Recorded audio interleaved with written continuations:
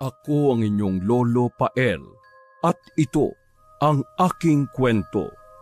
Gastador na asawa. Sinabi na nga babayaran ko kayo eh. Hindi ba kayo talaga makaintindi? Parang malit na halaga lang akala nyo naman tatakasan ko na kayo. Baka kapag ako nayamot lalo ko kayong hindi bayaran eh. Walang nagawa ang mga naniningil kay Welnor kundi ang umalis na lang. Sila pa kasi ang tila nahihiya sa mga kapitbahay sa pagbubunganga ng babae at sa tapang nito. Binalibag pa ni Welnor ang pintuan nila sa sobrang inis. Kahit nasa loob na ng bahay, patuloy pa rin sa walang tigil sa pagbubunganga si Welnor. Akala mo naman hindi mga babayaran? Kung wala pala silang tiwala edi sana hindi na sila nagpapautang. Dahil sa ingay na ginagawa, nagising si Danilo na natutulog sa kwarto. Pupungas-pungas pa ito ng mga mata nang lumabas. Ano bang nangyayari sa'yo? Ba't nagbubunganga ka na naman dyan? Hanggang panaginip naririnig ko boses mo. Hoy, Danny, mabuti pa matulog ka na lang ulit sa kwarto. Huwag mong dagdagan yung init ng ulo ko ha. Parang nagtatanong lang Ba't pati ako nadamay sa init ng ulo mo? Kasalanan mo rin to Oh, bakit ako? Kung sana malaki ang sahod mo, hindi ko na sana kailangan pang mangutang at magkabaon-baon. Ba naman may pagkakataon ka na makapag-abroad, tumagit-tagit ka pa sa grasya. Ay nako, babalikan mo na naman ba yan? Aba, 2 taon na yan nangyari Hanggang ngayon hindi ka pa rin makamove on dyan sa pangyayaring yan? Sinabi ko naman sa iyo, di ba, ng paulit-ulit, hindi para sa akin ang pagtatrabaho sa abroad. Yung sabihin mo, mahina yung loob mo. Kalalaki mong tao napakalaki mong duwag. Hindi mo man lang inisip yung kinabukasan ng mga anak natin. Napatungo na lang si Danilo. Kahit parang sasabog ang dibdib niya, minabuti na lang niyang tumahimik. Bumalik na lang siya sa kwarto at pilit na matulog. Yan, diyan ka magaling. Yung talikuran mo ako kapag nagsasalita pa ako. Kahit nakasara ang pinto ay dinig na dinig pa rin ni Danilo ang lakas ng boses ng asawa. Tinakpan na lang niya ang mukha ng malaking unan.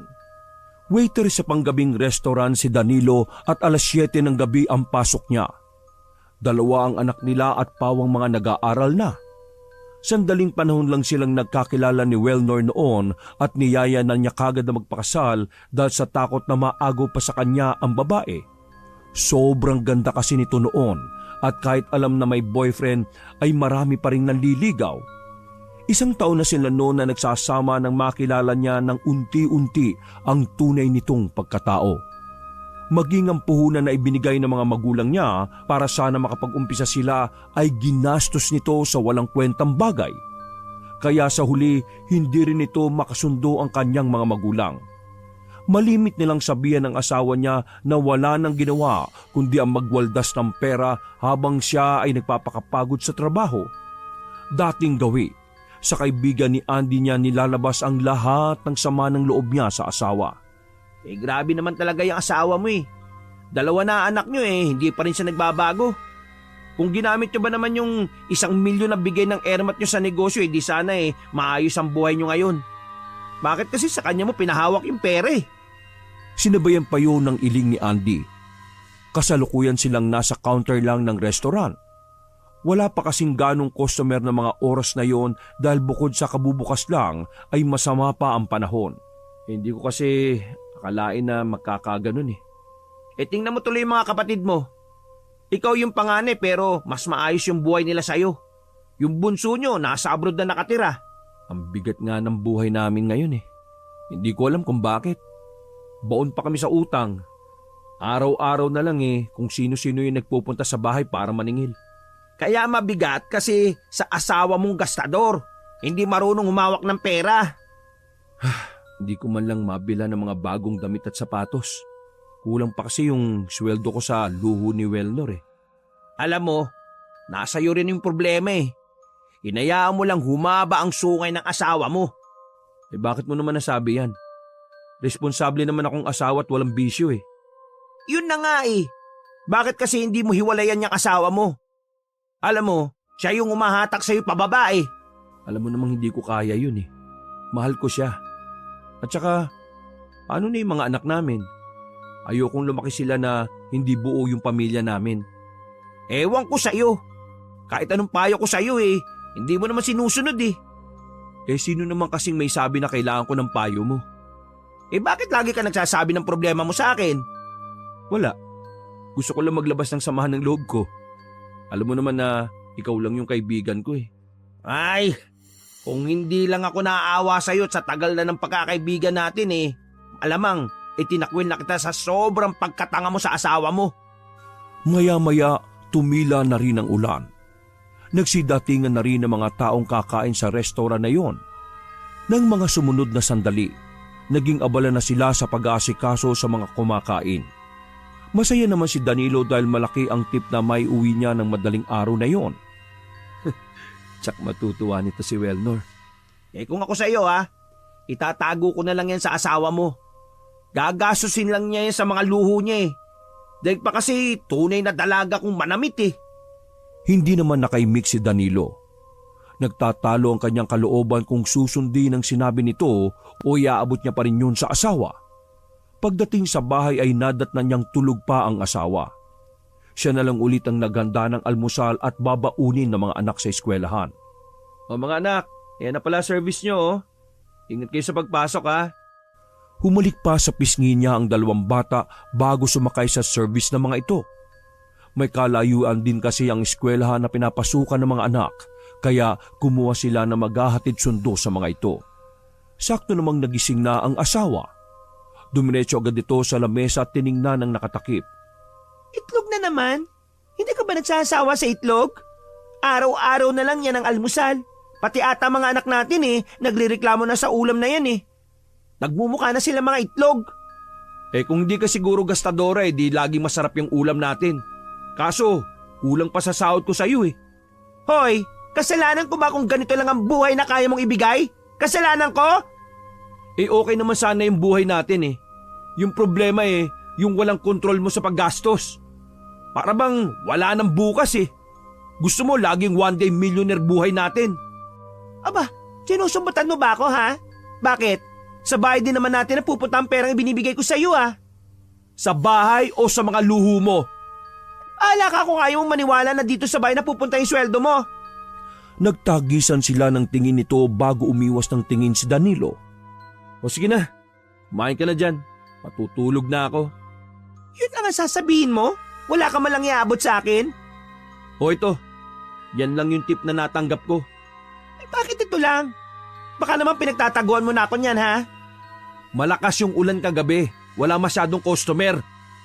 Inirapan lang siya ng asawa at naupo na sa mesa. Padabog pa itong nagsandok ng kanin. Naiiling na lang si Danilo na pumasok na sa loob ng kwarto.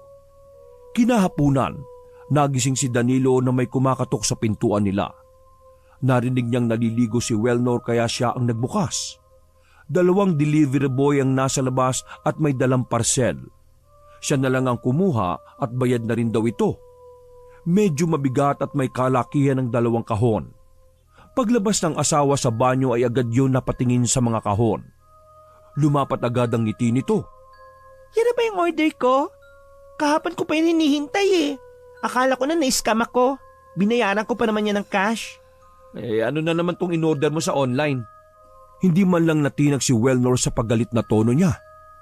Malaki pa rin ang pagkakangiti nito habang nagpapaliwanag. Itong isa vacuum. Ito namang mas malaki, lagayan ng plato. Katulad ito nung nakita ko sa mga vlogger. Ganito ang gamit nila sa mga bahay nila saan ka naman kumuha ng pambayad sa mga yan? Napalis naman ng ngiti sa labi ni Welnor. Hindi rin makatingin ng diretso sa kanya. Ginamit ko muna yung pambayad natin sa kuryente at tubig. Pero huwag ka mag-alala, ibabalik ko din kagad. Ano? Kau naman talaga Talaga bang wala ka ng tamang pag-iisip Paano kung maputulan tayo? Inuna mo pa talaga yung pagbili sa mga yan kesa unahin bayaran yung tubig at kuryente? Di ba sabi ko ibabalik ko rin naman kagad? Huwag kang high blood no? Kailan? Kapag naputulan na tayo? Importante naman to Magagamit naman natin to dito sa bahay. Nakakapagod maglinis ng bahay natin Hindi naman kasi importante yan Hindi ka ba pwede maglinis ng bahay na walang vacuum? Pasosyal ka naman Maayos pa naman yung lagayan natin ng plato. Bumili ka pa. Gaya-gaya ka kasi sa mga napapanood mo sa social media eh. Napatungo na lang si Wellnor habang galit na nagsasalita ang asawa. Hindi na lang siya sumagot para hindi na humaba ang diskusyon nila. Pagdating sa trabaho, parang pagod na agad ang itsura ni Danilo. Nang tanungin siya ni Andy, kinuwento naman niya rito ang ginawa ng asawa. Ang tindi talaga ng asawa mo. Walang katulad. Hanep! Problema ka patuloy kung saan ako kukuha ng pambayad ng kuryente at tubig. Baka pag uwi ko naputulan na pala kami. Sakit talaga sa ulo yung asawa mo eh. Buti asawa ko hindi tulad ni Wellnor eh. Buong gabi tuloy na walang gana magtrabaho si Danilo. Laman ng isip niya ang problemang kinakaharap. Inaalala niya kasi ang mga anak. Ang bunso niya ay may hika pa. Hindi sila pwedeng mawala ng ilaw. Kahit inaasahan na ni Danilo, nagulat pa din siya na naputulan na sila ng ilaw at tubig. Tanghali na rin siyang nakauwi dahil pinuntahan pa niya ang kapatid para manghiram ng pera. Buti na lang nakapag-ipon ako ng tubig. Ay, grabe talaga. Hindi mo lang sila mapakiusapan. Naawa tuloy ako sa bunso nating may hika eh. Sana naisip mo yan bago ka umorder ng vacuum at lagayan ng plato. Ako sisihin, tapos na yun eh. Napabuntong hininga na lang ng sabay iling si Danilo sa baluktot na katwiran ng asawa. Pumasok na lang siya sa kwarto at kanina pa siya nahihilo sa antok. Sinundan naman siya ng asawa. Ano? Matutulog ka na lang ba? Alam mo naman na puyat ako sa trabaho, di ba? Natural, pagdating matutulog na ako. Paano yung mga bills natin? Huwag mo nang intindihin pa yon. Nagawan ko na ng paraan. Baka maya-maya lang meron na ulit tayong kuryente. Talaga? Akala ko ba wala kang pera? Wala nga, kaya nangutang ako. Kanino ka naman nangutang? Sa kapatid ko, kanino pa ba? Umasim naman ang mukha ni Wellnor nang marinig ang kanyang sagot. Noon pa kasi hindi na makasundo ng mga kapatid ang asawa dahil sa ugali nito. Sinabi mo ba kung bakit tayo naputulan? Oo, nagtanong Di sira na naman ang pangalan ko sa mga kapatid mo. Huwag kang mag-alala. Matagal ka nang sira sa kanila dahil sa ugali mo. Gago ka rin Imbis na pagtanggol mo ako, sinisiraan mo pa yata ako Hindi paninira yung pagsasabi ng totoo. Kasalanan mo rin naman Oo na, lagi naman kasalanan ko May bago pa ba? Padabog na lumabas ng kwarto si Danilo. Iniwan niya sa loob ang nagngingit-ngit na asawa. Sa kwarto ng mga anak siya natulog ng araw na yon. Nang hapon na gumising siya, wala na rin ang asawa. Sana naman kaya nagpunta yung babaeng yon. Imbis na hintayin ang pagdating ng mga bata lumayas. Bago pumasok sa trabaho, pinagluto niya muna ng hapunan ng mga anak at nagbili na wag nang lalabas ng bahay. Pagdating sa trabaho, hindi sila gaanong nakapag-usap ni Andy dahil napakaraming customer. Malaki rin ang naging tip niya ng gabing yon. Parang may kakaiba yata sa'yo ngayon pre Anong kakaiba? Hindi ka kasi nagkukwento tungkol sa asawa mo Nagbago na ba? Wala nang pagbabago yon. Siguro, kailangan ko na lang tanggapin. Baka ako na lang yung magbago. So anong plano mo?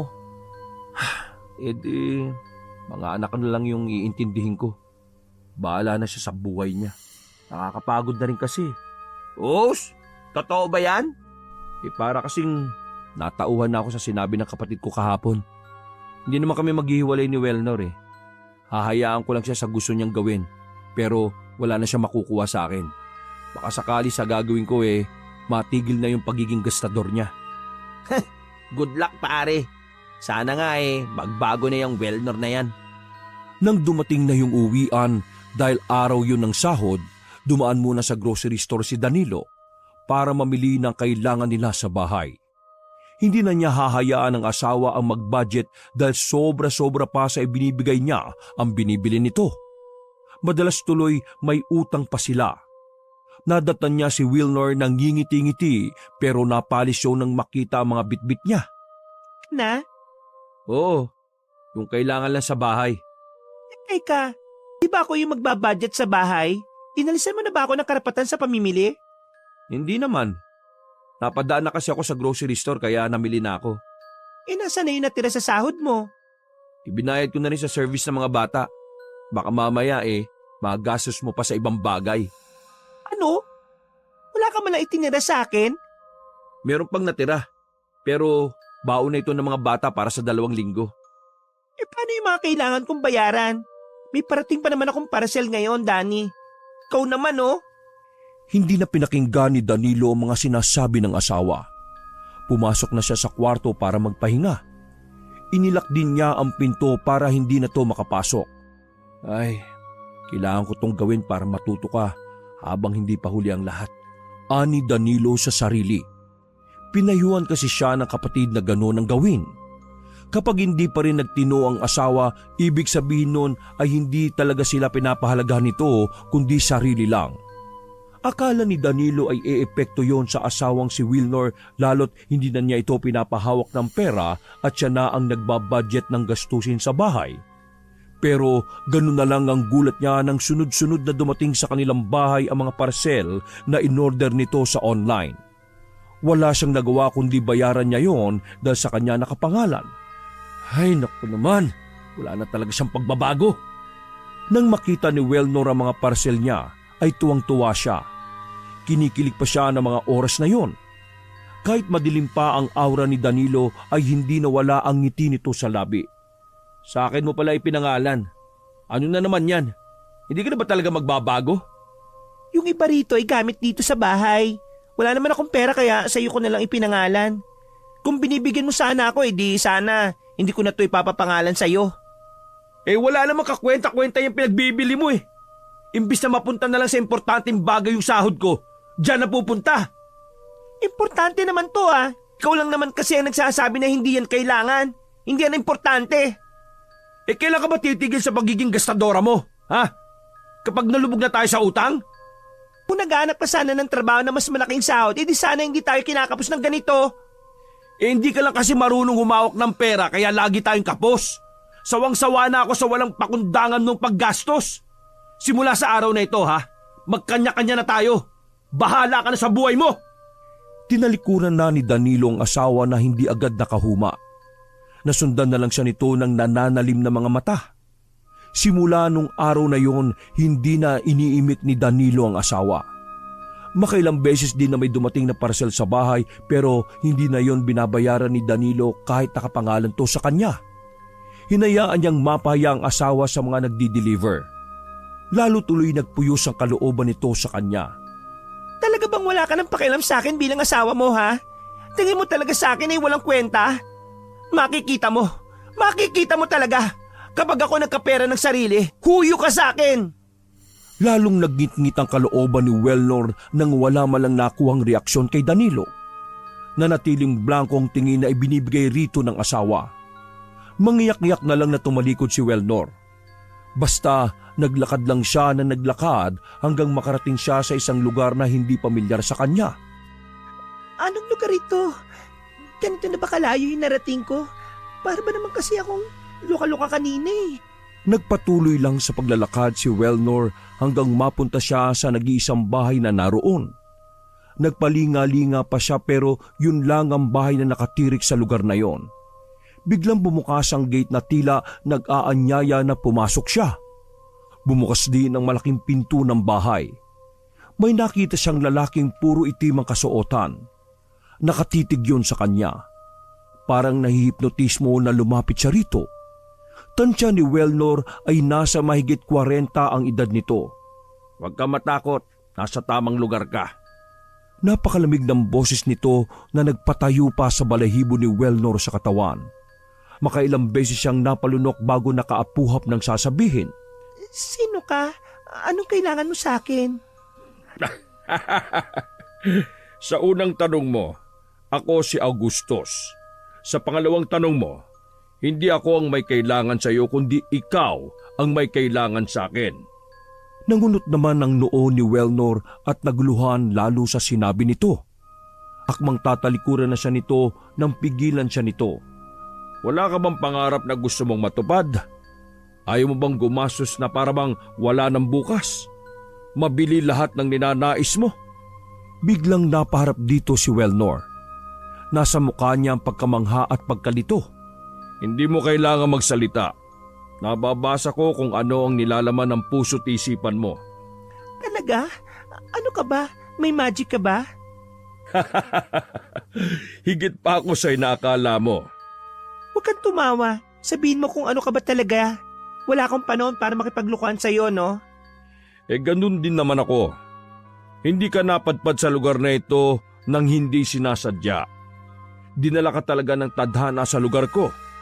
Sabihin mo kung nasaan ako. Hindi na importante pa yon. Makakauwi ka rin naman sa inyo eh. Uy, sige. Uuwi na ako. Wala naman ata akong mapapala rito eh. Siguradong hinahanap na ako ng asawa ko. Akmang aalis na si Wellnor nang muli siyang pigilan nito. Lahat ng gusto mo ibibigay ko sa isang salita mo lang. Ang lahat ng naisin mo. Dahan-dahang humarap si Wellnor. Hindi maiwasan na makaramdam siya ng excitement sa mga tinuran nito. Para bang may paru-parong lumipad sa kanyang sikmura. Ang daming pumapasok na magagandang bagay sa kanyang isipan ng mga oras na yon. Totoo ba yan? Oo naman. Kahit hindi mo sabihin, alam ko kung ano yung mga gusto mo. Bigla rin naglaho ang nararamdamang excitement ni Wellnor nang maisip na baka niloloko lang siya ng kaharap. Nagpapauto naman siya kaagad. Bigla ring nawala ang ngiti niya sa labi. Hindi kita niloloko.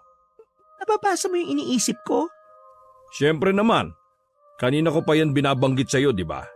O sige nga, ano yung pinakagusto ko kung talaga nababasa mo yung laman ng isip ko? Naghahamon na tanong pa ni Wellnor. Napangisi naman ang kaharap niya. Mahilig ka sa mga material na bagay. Kung ano yung nakikita mo sa iba, gusto mo ring meron ka. Madalas kayo mag-away ng asawa mo dahil sa pagiging gastadora mo. Namilog naman ang mga mata ni Wellnor. Hindi makapaniwala na natumbok nito ang ugali niya at pag-iisip niya. Sino ka ba talaga? Unti-unti nang nilulukuban ng takot si Wellnor habang umaatras.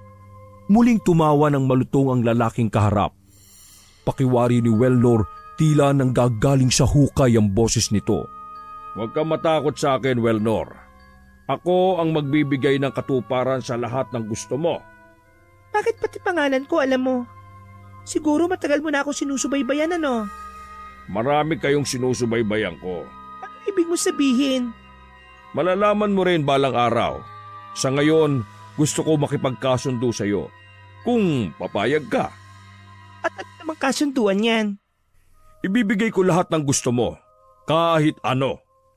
Sa narinig, muling nagbalik ang excitement na nararamdaman ni Wellnor. Hindi na rin niya napigilan na mapangiti. Hindi na niya napansin pa ang kakaibang kislap sa mga mata ng kaharap. Totoo ba talaga yan? Lahat ng gusto ko ibibigay mo? Nakangiting tumango si Augustus. Bigla namang sumeryoso si Wellnor at tinitigan ng kaharap sa mga mata. Ano naman ang magiging kapalit ng lahat ng ibibigay mo? Matalino ka, Wellnor. Naisip mo agad na may kapalit ang lahat ng ibibigay ko sa iyo. Natural. Sa panahon ngayon hindi na uso ang libre, no? Kaya sabihin mo na ang kapalit.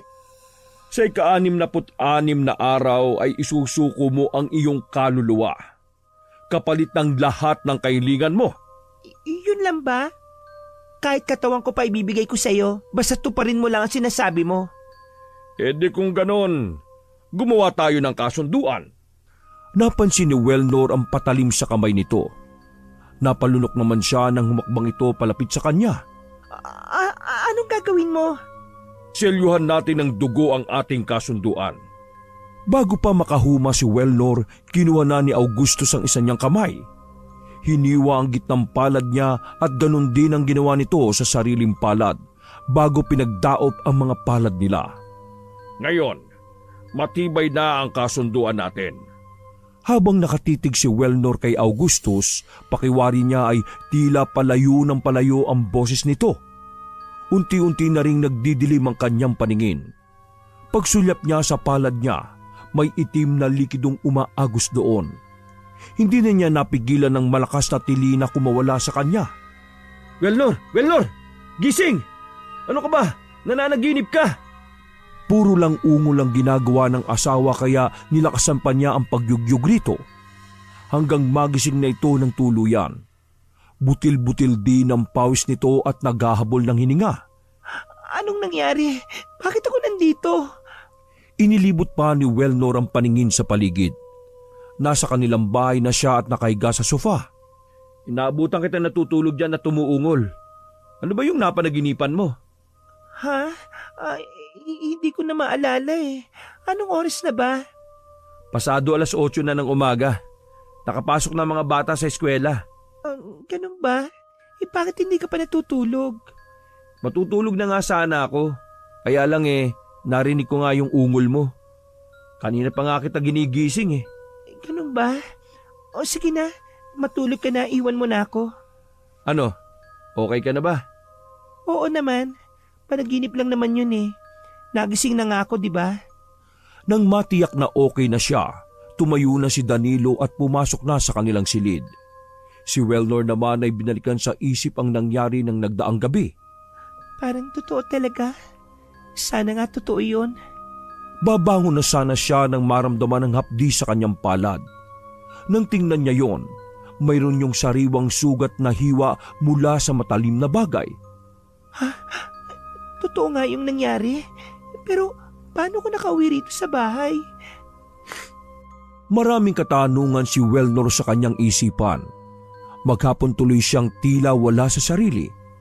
Balak na sana niyang lumabas muna ng bahay nang dumating ang mga parcel na nakapangalan sa kanya. Teka, wala naman akong order . Baka nagkakamali lang kayo. Wala rin akong pambayad dyan, no? Pero sinabi na nagdi-deliver na sa kanya ngayon at bayad na. Bayad na? Pero wala talaga akong ino-order. Hanggang makalis ang nag-deliver, manghang-mangha pa rin siya. Bago matapos ang araw na yon, marami pang parcel ang dumating sa bahay nila. Hindi na naman tuloy maipinta ang mukha ni Danilo hanggang makaalis ito. Kanino kaya galing ang mga ito? Mabuksan na nga. Walang pagsidla ng kaligayahan ni Wellnor nang makita ang laman ng mga parcel. Mga gamit na pangarap lang niya dati. Mga damit at kung ano-ano pa. Talaga bang sa akin to lahat? Kung panaginip man ito, ayaw ko na magising. Dumating na nga ang swerte ko. Araw-araw ay laging may dumarating na mga parcel sa kanilang bahay. Lagi rin puno ng pagkain ng kanilang ref. Marami din laging pera si Wellnor.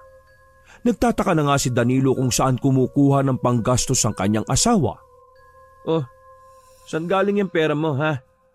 Wala ka nang pakialam, no? Di ba kanya-kanya na tayo? Buti nga hindi kita nilalayasan dahil sa mga anak natin . Baka naman niloloko mo na ako, ha? Baka meron ka ng ibang lalaking kinalolokohan. Sa kanya ba galing yung pera mo?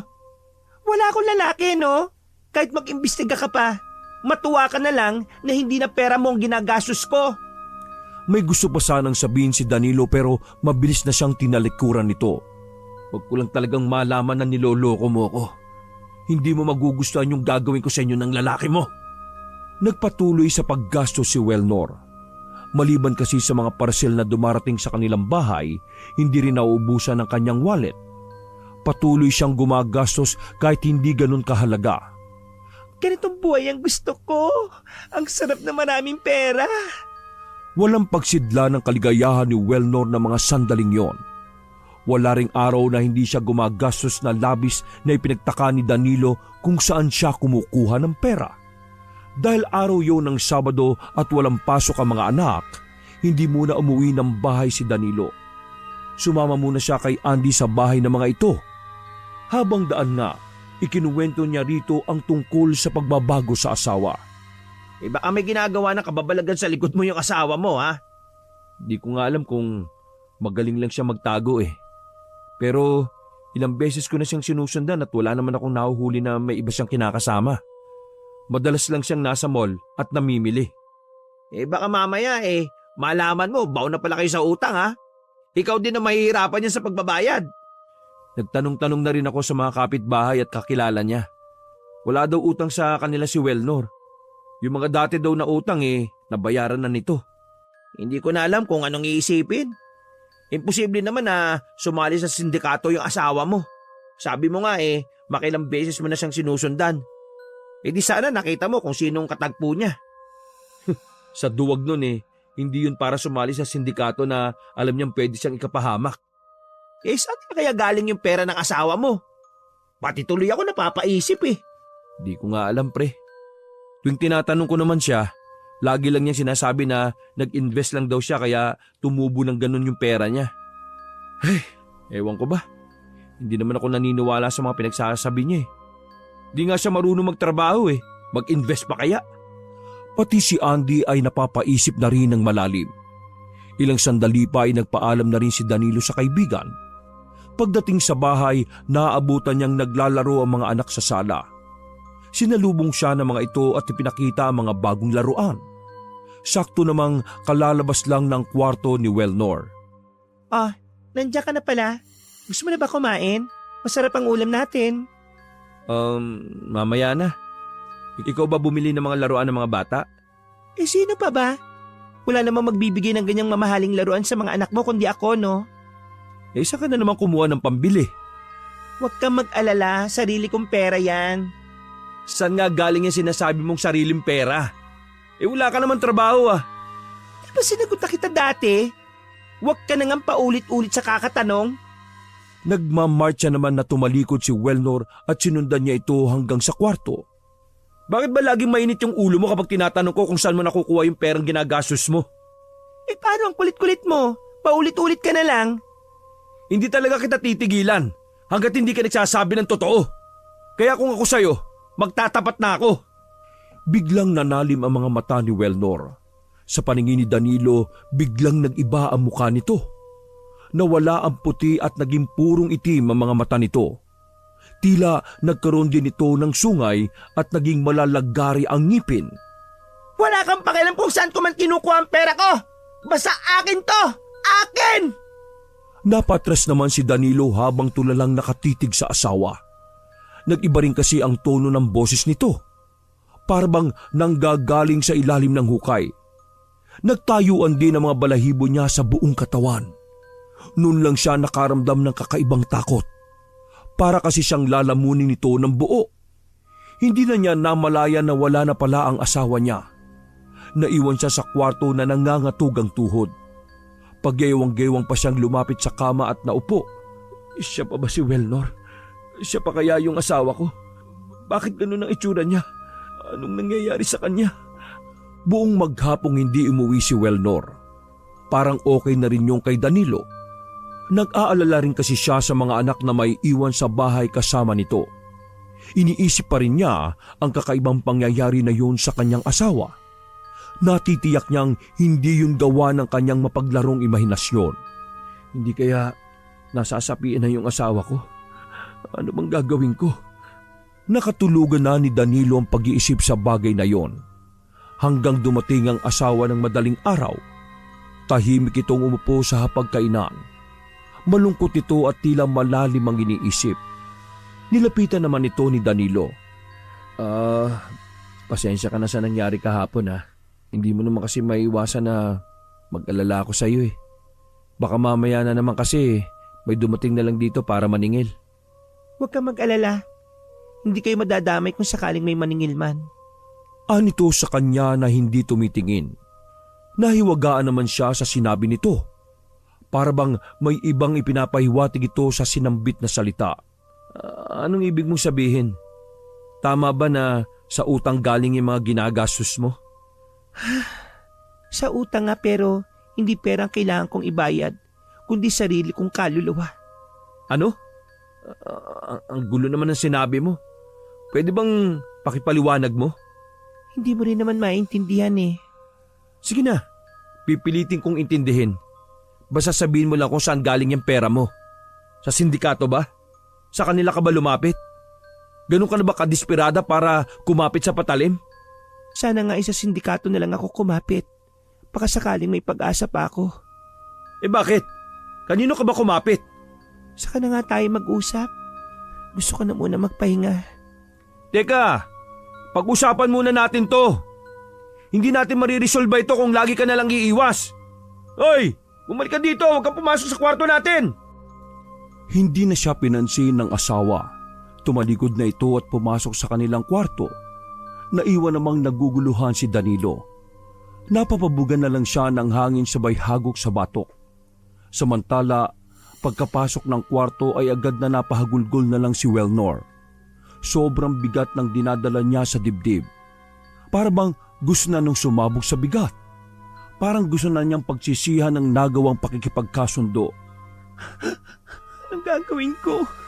Ayoko pang mamatay. Hindi na gusto kong mangyari. Nakatulugan na niya ang pag-iyak. Nang magising, ang unang pumasok sa isip niya ay ang bumili ng mga gusto niya. Nagbihis na siya at lumabas. Oh, saan ka pupunta? Kumain ka na muna. Sa labas na lang ako kakain. Papasalubungan ko na lang kayo ng mga bata pag uwi ko. Naiiling na lang na sinundan siya ng tingin ni Danilo. Habang tumatagal, patindi ng patindi ang pag-aalala niya rito. Hindi naman niya alam kung paano ito matutulungan dahil hindi naman nagsasalita. Sa trabaho, kinausap niya si Andy tungkol sa problema niya. Hindi kaya isinanla ng asawa mo yung kaluluwa niya sa demonyo? Ha? Huwag ka nga magbiro ng ganyan, pre. Lalo mo kung pinapakaba eh. Pero bigla rin pumasok sa isip ni Danilo yung isang pagkakataon na nagalit ang asawa at biglang nagbago ang anyo nito. Hindi naman biro yun, pre. Sinasabi ko lang sa iyo yung posibilidad. May kakilala ka ba na isinanla yung kaluluwa para sa pera? Ako wala. Pero si Mrs. meron dating naikwento. Tsain daw niya yun. Gastador din daw at nalulong sa sugal. Para makabayad, ayun, isinanla niya yung kaluluwa niya. Anong nangyari pagkatapos? Nabayaran naman daw yung mga utang pero namatay daw yung tiyahin niya pagkatapos ng 66 na araw. Ang kaluluwa nga lang daw nun ay nakulong sa bahay nito. Hanggang ngayon nga daw lagi pa din daw humihingi ng tulong para makalaya. Sana naman ay hindi niya yung ginawa. Ayaw niya kasi magsalita paano ko siya matutulungan? At saka hindi ko alam kung pati kaluluwa niya sinanla niya na nga ba. Di pilitin mo siyang paaminin. Baka may magawa pa tayong paraan. Baka mailigtas pa natin siya kung tama nga na isinanla niya yung kaluluwa niya sa demonyo. Pagka-uwi sa bahay, hindi niya nadatna ng asawa. Sabi ng mga anak, nagmamadali daw itong umalis. Pinuntahan ni Wellnor ang bahay kung saan sila nagkakilala ni Augustus. Kanino ko utang ang pagbisita mong ito? Nakikiusap akong bawiin mo na ang kasunduan natin. Nagmamakaawa ako. Hindi na pwedeng bawiin ang kasunduan natin. Ibabalik ko sa iyo yung mga ibinigay mo. Ay nako, kung ako sa'yo, enjoyin mo na lang ang nalalabi mo pang mga oras. Hindi mo ba ako naiintindihan? Binabawi ko na yung kasunduan natin. Ayoko na. Hindi ko naman kasi alam na seryoso ko sa sinasabi mong kapalit ng lahat ng ito ay ang kaluluwa ko. Ang kasunduan ay hindi na maaaring bawiin. Nakikiusap ako. Ayoko pang mamatay. Maliliit pa ang mga anak ko. Walang emosyon na nakatitig lang sa kanya si Augustus. Habang patuloy siya sa pagtangis, sinisisi siya na nakipagkasundo siya rito. Naging marupok siya dahil sa pagiging gastadora niya. Dahil mas pinahalagaan niya ang mga material na bagay kesa sa pamilya niya. Bigo siyang umalis sa lugar na yon. Naglalakad siyang wala sa sarili sa kahabaan ng highway. Magpakamatay na lang kaya ako. Total, doon na rin naman ako pupunta Makukulong pa yung kaluluwa ko sa demonyong yun. Pero ayoko pa nga mamatay Napayak na naman tuloy siya. Ilang oras din ang kanyang pinalipas bago umuwi. Pagdating sa bahay, marami na namang diniliver na mga gamit. Pagtingin niya sa kanyang wallet, puno na naman yun ng libu-libong pera. Kung wala na talagang pag-asa, gagastusin ko na to lahat. Magpapakasaya na lang ako. Ganoon nga ang ginawa ni Wellnor. Kung ano-ano ang inorder niya sa mga online. Nagpa-deliver din siya ng mga napakaraming pagkain. Lingid sa kanya, habang patuloy niyang ginagastos ang pera galing sa demonyo, lalo siyang nababaon rito. Lalong nasasanla ang kanyang kaluluwa. Sa isang bilog na salamin, tuwang-tuwa si Augustus sa panonood sa kanya. Ganyan nga. Sandaling panahon na lang ay makakasama na sa aking koleksyon ang iyong kaluluwa. Napasulya pa siya sa malaking salamin na nasa dingding. Naroon ang mga kaluluwa na nakakulong na sa mahabang panahon. Katulad din ito ni Wellnor, mga gastador. Hindi marunong makontento sa kung anong meron. Walang pag-atubili rin na isinanla ng mga ito ang kanilang kaluluwa sa kanya kapalit ng pera. Kapalit ng panandali ang luho. Walang araw na hindi gumagastos si Wellnor. 1 linggo na lang kasi ay kukunin na ng demonyo ang kanyang kaluluwa. Kaya sinasamantala na niya. Minsan naabutan siya ni Danilo na nakatingin sa kalendaryo at tila napakalalim ng iniisip. Bakit mo tinitingnan yung kalendaryo? Malayo pa naman ang birthday mo ah. Baka hindi ko na yun abutan pa. Oh, ayan ka na naman sa pagsasalita ng kung ano-ano eh. Totoo naman eh. Ikaw nang bahala sa mga anak natin ah. Sa bagay, mas malapit naman talaga sila sa iyo eh. Sabihin mo na kasi kung ano ang problema mo. Paano kita matutulungan? Walang solusyon ang problema ko. Wala. Lahat ng problema may solusyon. Pero yung sa akin wala na.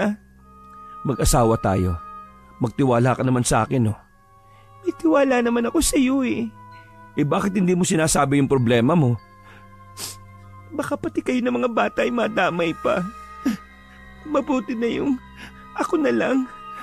Nangako ko sa iyo na dadamayan ka sa hirap at ginhawa, hindi ba? Hayaan mong damayan kita sa problema mo ngayon.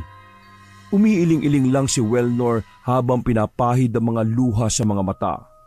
Sabihin mo nga yung totoo. Isinanla mo ba sa demonyo ang kaluluwa mo? Ha? Napatitig sa kanya si Wellnor. Bumuka sa mukha nito ang pagkagulat at kalituhan. Anong sinabi mo? Ang sabi ko, kung nagawa mo bang isanla sa demonyo ang kaluluwa mo. Bakit mo naman nasabi yan? Sabi mo na kasi yung totoo para matulungan kita hanggat maaga pa. Napagulgol na lang si Wellnor sa isang sulok. Hindi na rin niya napigilan na isang bulot ang nasa kanyang dibdib. Lahat sinabi niya sa asawa pati yung kasunduan nila ni Augustus. Hindi naman makapaniwala si Danilo na magagawa nga yun ng asawa. Umaasa pa rin kasi siya na hindi yun gagawin ng kanyang asawa. Mas matatanggap pa niya kung naghanap na lang ito ng mayamang lalaki na kayang ibigay ang lahat ng gusto niya. Niyakap niya ng maigpit ang asawa. Lalo namang lumakas ang iyak nito habang nakasubsob sa kanyang dibdib. Huwag ka mag-alala. Hahanap tayo ng solusyon. Hindi ako makakapayag na makuha ka ng demonyong yon. 1 linggo na lang ang natitira sa akin. Huwag kang mawala ng pag-asa. Mahaba pa ang panahon na yon. Oras ang kalaban natin. Kakayanin ba natin na ilabanan ng demonyong yon? Magagawa natin. Basta manalig ka lang. Nang araw ding yon, nagtungo ang mag-asawa sa simbahan pero nasa bungad pa lang si Wellnor ay tila para na siyang sinasalaban sa init. Hindi ko kayang pumasok. Napapaso ako. Ha? Eh kailangan natin pilitin makapasok. Inalalayan ni Danilo ang asawa pero nasa bungad pa lang sila nang isay na si Wellnor na parang may epilepsy. Napilitan na lang na ilabas ito ni Danilo. Nakarating sila sa may plaza malapit sa simbahan. Nakakarinig din ng nakakabinging halakhak si Wellnor. Para bang tinutuya siya nito. Tama na! Tigilan mo na ako! Wellnor, bakit? Ayaw niya akong tigilan. Paulit-ulit ko nalang naririnig ang tawa niya. Para bang kinukutsa niya ako. Huwag mo siyang pakinggan. Labanan mo siya alang-alang sa anak natin. Ginagawa ko naman eh. Pero ang hirap. Niyakap pa ng maigpit ni Danilo ang asawa para kahit papaano'y maibsan ang nararamdaman niyang takot. Tinawag ni Danilo ang kaibigang si Andy at sinabi rito na tama ang hinala nila tungkol sa asawa. Nangako naman ito na tutulungan silang makahanap ng solusyon. Sabi ni Andy, tutulungan niya daw tayo sa problema natin. At saka, sabi niya, hanggat maaari daw lahat ng dumarating na grasya sa iyo huwag mong gagasusin o gagalawin man lang. Oo, salamat nga pala. Kahit puro na lang problema ang ibinibigay ko sa'yo, hindi mo pa rin ako iniiwan. Isa yan sa sinumpaan natin ng ikasal tayo, di ba? Ikaw lang naman yung tumutupad sa mga pangako nating yun eh. Ako, kahit kailan, hindi ko yun isinapuso. May pagkakataon ka pa para magbago. Kapag nalampasan natin to, magpakasal ulit tayo. Oo, pangako ko sa'yo na magbabago na ako. Para sa'yo at sa mga anak natin. Habang papalapit ng papalapit ang araw, patuloy namang nangingibabaw ang takot ni Welnor. Patuloy rin sa pag-apaw ng pera ang kanyang wallet. Itinago na lang niya yon sa aparador para hindi matuksong gastusin. Kailangan kong pigilan ang sarili ko.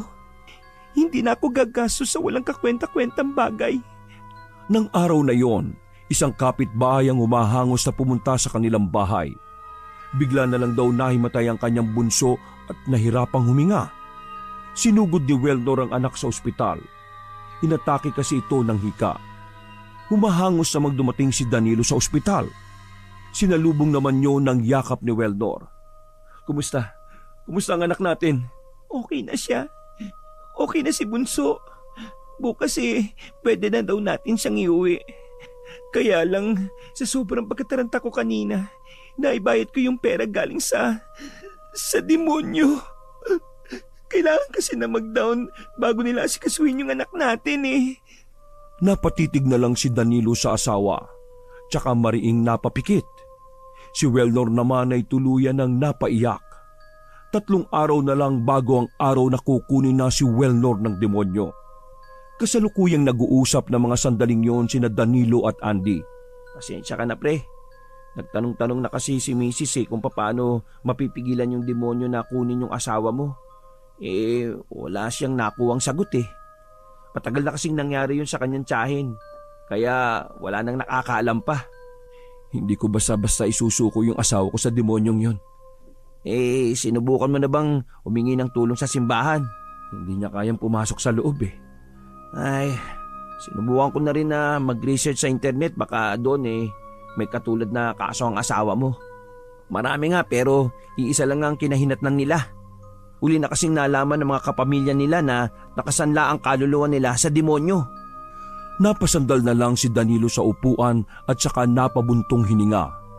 Pakiramdam niya, unti-unti na rin siyang pinanghihinaan ng loob. Susubukan ko pa rin lumapit sa pare. May kakilala ko.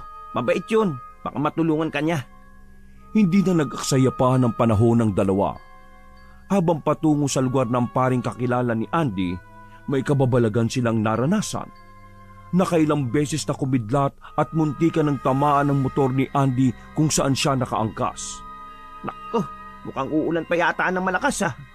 Iba ang nararamdaman ko pare. Bilisan mo ng pagpapatakbo. Sinunod naman ni Andy ang sinabi niya. Kulang na lang lumipad sila sa bilis ng pagpapatakbo ni Andy sa motor nito. Ngunit hindi pa rin sila tinatantanan ng kidlat.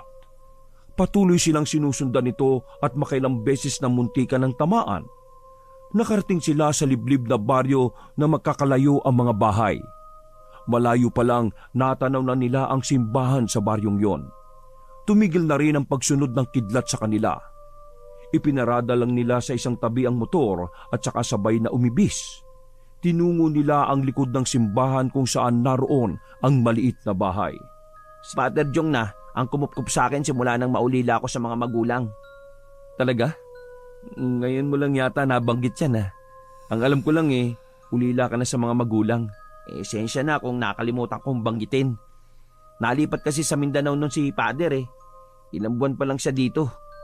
Napatangu-tangu na lang si Danilo. Nang mapatapat sila sa pinto ng bahay, 2 beses kumatok si Andy bago may nagbukas ng pinto. Gulat ang rumihistro sa mukha ng pari habang nakatingin kay Andy bago tiningnan nito si Danilo.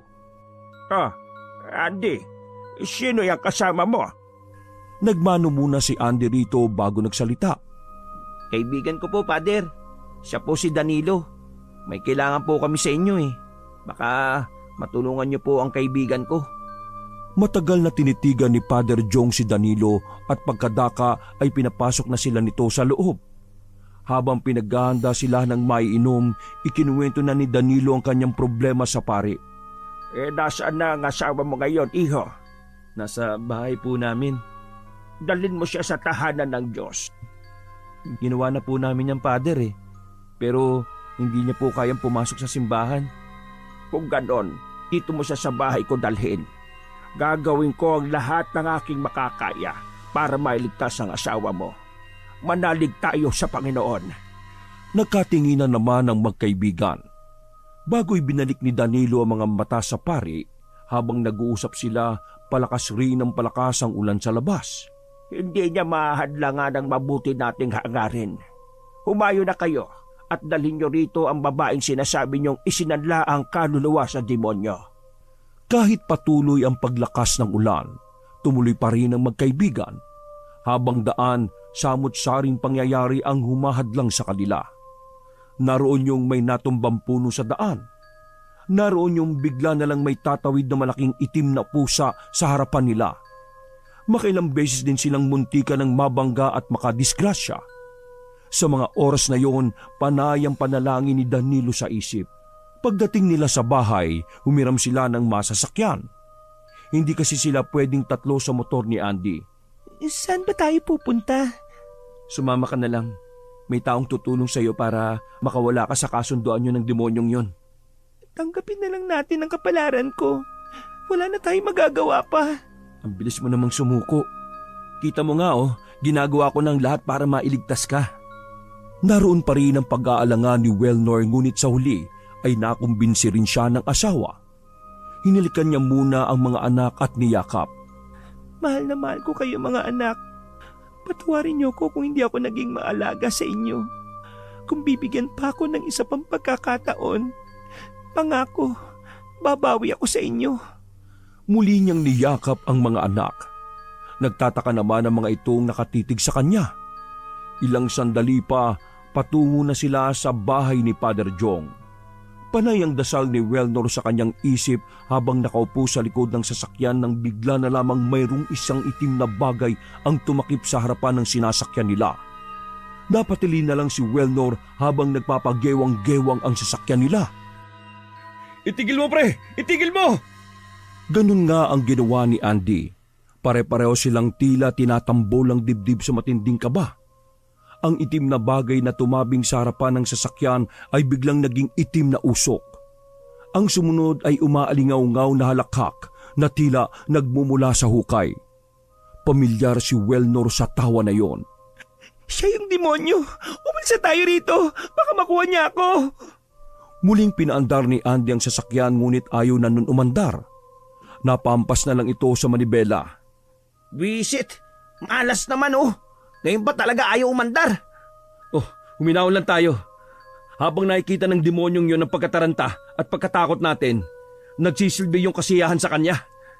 Tama ka pre, hindi tayo papatalo sa demonyong yon. Lahat sila ay nagdasal sa kanilang isipan. Muling pinaandar ni Andy ang sasakyan at napangiti siya nang umandar naman yon. Yes! Makakaalis na tayo rito! Nilingon naman ni Danilo ang asawa na umuusal ng dasal habang nakapikit. Nakarating naman sila ng matiwasay sa bahay ni Father Jong. Hindi agad bumaba si Wellnor. Tila naninikip ang dibdib niya. Pakiramdam din niya ay parabang sinisilihan siya sa init. Hindi ko kayang bumaba. Kailangan mo pilitin. Inalalayan ni Danilo ang asawa na makababa. Paglapat pa lang ng mga paa nito sa lupa, nabuwal na ito at nawalan ng malay. Binuhat na lang ni Danilo ang asawa papasok sa bahay ni Father Jong. Pagdating sa loob, nagising si Wellnor at nag-umpisa na itong magwala. Sinubukan naman itong pigilan ni Danilo, ngunit napakalakas nito. Hirap makatayo ng tuwid si Wellnor. Gumapang na lamang ito papunta sa isang sulok. Hayaan nyo na muna siya. Wellnor, mahal, pilitin mong labanan. Hindi maaari magtagumpay ang demonyong yon. May ilang bahagi ng katawan ni Wellnor ang tila tinutupok sa apoy dahil sa pagkasunog. Namimilipit rin sa sakit ang kamay nito. Halos hindi na rin ito makapagsalita sa tindi ng nararamdamang sakit. Father, anong gagawin natin? Magtiwala lang tayo sa kapangyarihan ng may kapal. Walang mas makapangyarihan sa kanya. Magtiwala ka lang, Welnor. Kaya natin to. Magbalik loob ka lang sa kanya. Isuko mo lang sa kanya ang lahat ng dalahin mo. Kumuha ng holy water si Father Jong at makailang beses niya yung iwinisik kay Welnor. Nangisay naman si Welnor na tila kinukuryente. Nagpagulong-gulong pa ito sa sahig. Labis na naawa sa kanya si Danilo na akmang dadaluhan. Pinigilan lamang siya ni Andy. Hayaan mo lang siya, pare. Hindi ka pwedeng lumapit sa kanya. Bitiwan mo ako! Kailangan ako ng asawa ko! Pare-pareho silang natigilan ng ibang boses ang lumabas sa bibig ni Welnor. Boses ng lalaki yun na tila galing sa hukay. Pakawalan mo na ang asawa ko! Hindi mo siya makukuha sa akin! Patuloy sa ginagawang pagdarasal si Father Jong. Lumalakas naman ang sigaw ni Welnor hanggang mabasag na ang lahat ng mga salamin sa bintana sa bahay. Pumasok na rin ang malakas na hangin sa loob. Nagtumbahan ang lahat ng mga gamit. Napakapit na lang sa upuan ang magkaibigan. Akin na ang babaeng ito! Akin! Kailangan niyang tumupad sa kasunduan namin. Makukuha ko ang kaluluwa niya! Lumabas na rin ang ugat sa muka at leeg ni Welnor. Hanggang bigla itong nawalan ng malay. Tumigil na rin ang malakas na hangin na umiikot sa loob ng bahay. Tapos na ba? Wala na ba yung demonyo? Hindi ko alam. Nilapitan ni Danilo ang walang malay na asawa. Sa sandaling oras, namutla agad ang balat nito. Welnor, mahal, gising. Gumising ka. Biglang nagising si Welnor. Bago pa man makahuma si Danilo sa gagawin nito, naramdaman na lang niya ang tila malabakal na kamay nito sa kanyang leeg. Nanlilisik din ang mga mata nito. Isasama na lang kita. Pakialamero ka naman eh. Tumulong si Andy para makawala siya rito. Ngunit ibinalibag lang siya nito gamit ang isang kamay. Tumama ang likod at ulo ni Andy sa pader dahilan para mahilo ito. Si Father Jong naman ay walang tigil sa pagdarasal para lang mapaalis ang demonyo sa katawan ni Welnor. Tingin niya sumapi na ang demonyo rito para matiyak nito na makukuha niya ang kaluluwa ng babae. Tumagal rin ng ilang oras ang pakikipagpambuno ng salita ni Father Jong laban kay Welnor. Namamaos na siya pero hindi siya tumitigil. Hanggang maramdaman nilang lahat na tila nagliliwanag na ang aura ni Welnor, ngunit bumabalik agad ang kadiliman dito. Tila napakurupok ng babae.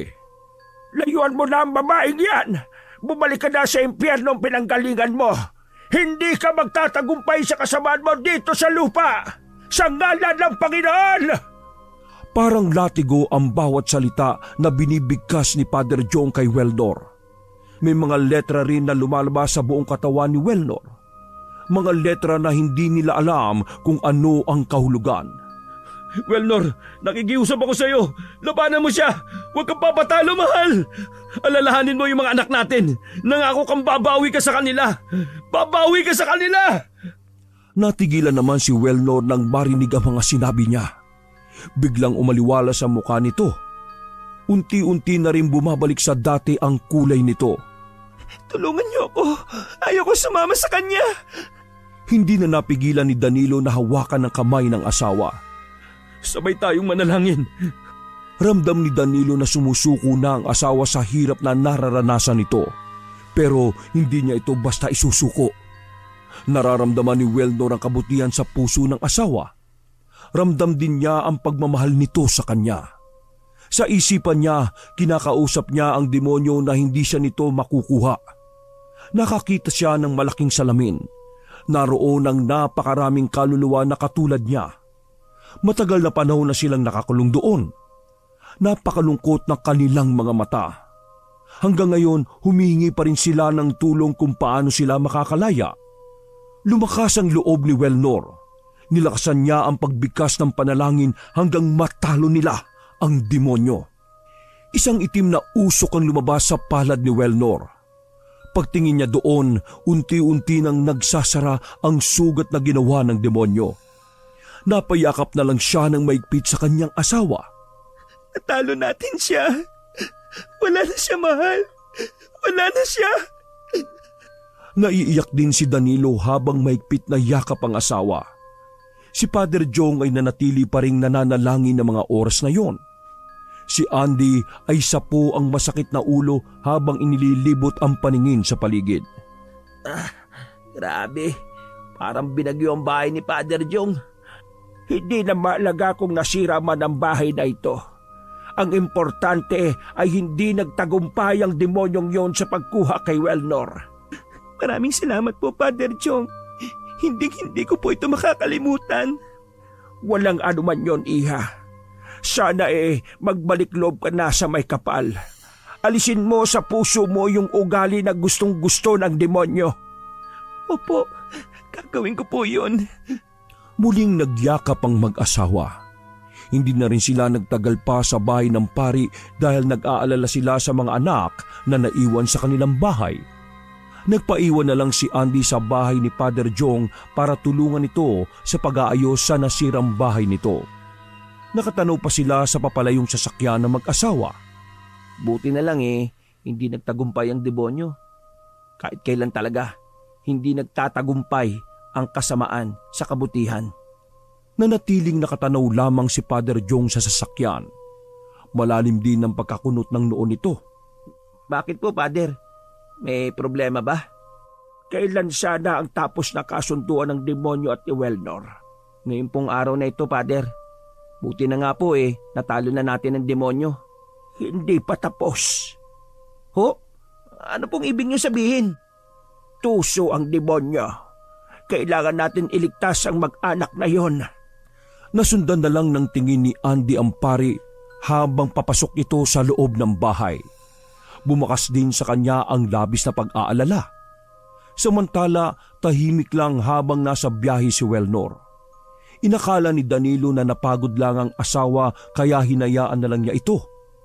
Pagdating sa bahay, hindi pa rin niya nahalata ang kakaibang kilos nito. Kahit na magkulong sa kwarto nila.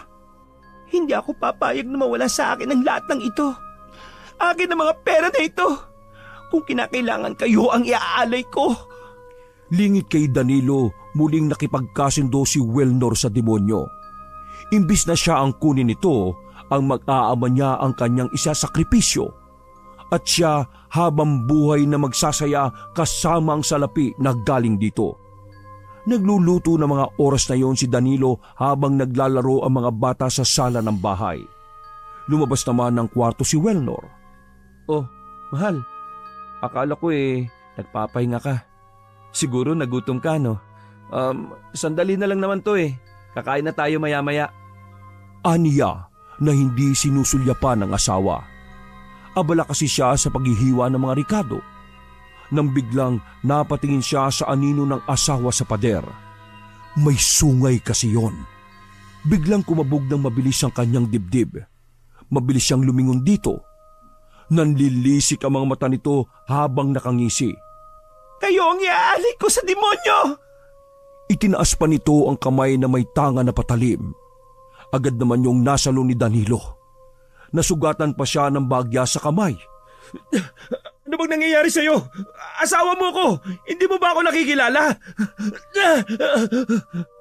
Tawa lang ang itinugon nito. Nag-iiyakan na rin ang dalawang bata habang nasasaksihan ang nangyayari sa kanila. Isinalya naman siya ng kanyang asawa. Tsaka binalingan ng mga anak. Wag mo silang sasaktan! Pinigilan ni Danilo sa may bewang ang asawa pero muli lang siyang isinalya nito. Natabig niya ang kaserola na puno ng sabaw. Napasigaw sa sakit si Danilo nang matapon sa kanya ang laman nito. Napasulyap siya sa asawa na aambangan ng saksak ang mga anak. Mabilis niyang tinakbo ang pagitan niya at ng mga bata. Iniharang niya ang kanyang katawan sa mga ito. Tumama ang patalim sa kanyang likod. Napaigik na lang siya sa sakit. Lumabas na kayo! Bilis! Mga anak! Tumakbo na kayo! Halos pagtulakan na niya ang mga anak sa may pinto. Muli siyang sinaksak ng patalim ni Welnor at nahagip naman siya sa kanyang balikat. Nakalabas naman ng bahay ang kanyang mga anak. Kaya hinarap na niya ang asawa. Nagpambuno sila nito. Kumakalat na rin ang apoy sa kusina ng bahay. Gumising ka! Gumising ka, Welnor! Labanan mo ang demonyong umaalipin sa'yo! Hindi! Ayoko! Mamamatay ka! Makailang beses pa siya nitong inundayan ng saksak. Nakakubabaw ito sa kanya. Sinipa niya ito ng malakas. Makapal pa rin ang usok at hirap na si Danilong makahinga. Nawala bigla si Welnor sa makapal na usok. Welnor, nasan ka? Kailangan na natin makaalis dito. Masusunog tayo! Ngunit tawa lang ang itinugon nito sa kanya. Sa gitna ng makapal na usok at nagngangalit na apoy, nakita niya si Welnor na nakatayo. Sumama ka sa akin, Welnor. Matutupok tayo rito. Hindi. Sama-sama na tayo sa impyerno. Hindi ako papayag na mag-isa lang ako doon. Umiiyak na si Danilo. May pagkakataon siyang iligtas ang sarili pero ayaw niyang iwan doon ng asawa. Patuloy siyang nakikiusap dito ngunit hindi man lang ito tumitinag. Akmang lalapitan niya ito nang may humina sa kanya papalayo. Pinalaglag na kapirasong kahoy mula sa bubungan nila. Umalis na tayo rito, pre. Hindi na natin siya maliligtas pa. Andy, paano ang asawa ko? Hindi ko siya pwedeng iwan dito. Iligtas natin ang asawa ko. Kahit anong pagpupumiglas niya, hindi siya binitiwan ni Andy. Hinabol pa sila ng saksak ni Welnor ngunit nagawa na siyang ilabas ni Andy ng bahay. Naiwan si Welnor sa loob ng bahay. Patuloy naman na tinatawag ni Danilo ang pangalan ng kanyang asawa.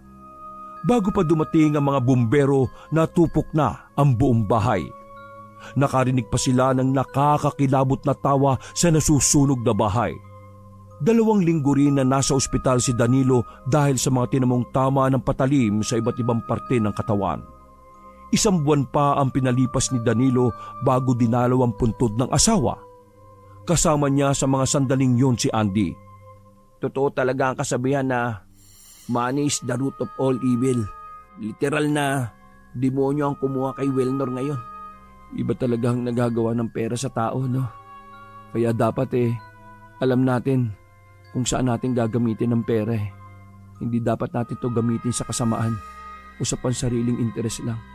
Dapat alam natin na gamitin ito para sa kabutihan at para makatulong sa ibang tao. Inilibing ang mga labi ni Welnor malayo sa ibang puntod. Si Father Jong ang may gusto noon para hindi na daw makaakit pa ng ibang masamang espiritu. Literal daw kasing tinalikuran ni Welnor ang kabutihan. So, ano ngayon ang plano mo, pre? Babalik ka na ba sa trabaho? Sabi naman ni Sir kahit anong oras ka bumalik, pwede naman. Baka tanggapin ko na lang yung inaalok ng kapatid ko na trabaho sa ibang bansa. Kailangan kong kumayod para makapag-umpisa ulit kaming mag-ama. Para na rin makalimot. Alam mo bang madalas kong napapanaginipan si Welnor? Nakulong daw siya sa malaking salamin. Humihingi siya ng tulong sa akin para makalaya siya. Pre, nakakalungkot dahil wala ka ng kakayanan para tulungan siya ngayon Minsan mo naman na siyang tinulungan pero pinili pa rin niyang makipagkasundo sa demonyong yun. Napatitig na lang si Danilo sa puntod ng asawa. Tanging krus lamang yon na wala man lang pintura. Ni pangalan nito ay hindi man lang pinagkaabalahan pang lagyan. Tila sa sandaling panahon na yon ay kinalimutan na ito. Hanggang ngayon, naririnig pa rin niya ang mga panaghoy nito. Habang nakatingin sila sa puntod, bigla na lang lumakas ang ihip ng hangin sa paligid. Pre, umalis na tayo dito. Hindi ko gusto yung nararamdaman ko. Nauna nang humakbang paalis si Andy. Sumunod naman si Danilo rito. Habang patungo sila sa pinagparadahan nito ng motor, ay palakas ng palakas ang hangin sa paligid. Sumakay na si Andy at pinandar na ang makina ng motor. Si Danilo naman ay nanatiling nakatayo at inililibot pa ang paningin sa paligid. Oy, pare! Ano pang tinatayo-tayo mo dyan? Halika na!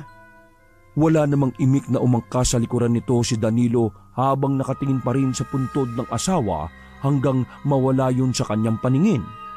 May lumukob na lungkot sa kanya. Batid niya kasi na yun na ang huling madadalaw niya ang puntod ng kanyang asawa. Masakit man na mag-umpisa na wala na ito sa kanilang tabi, kailangan na rin niyang tanggapin. Isang aral din ang naiwan sa kanya sa pangyayaring yon. Huwag paalipin sa pera. Dahil ito ang ugat minsan ng kasamaan. Wakas! Ako ang inyong Lolo Pael at ito Ang aking kwento.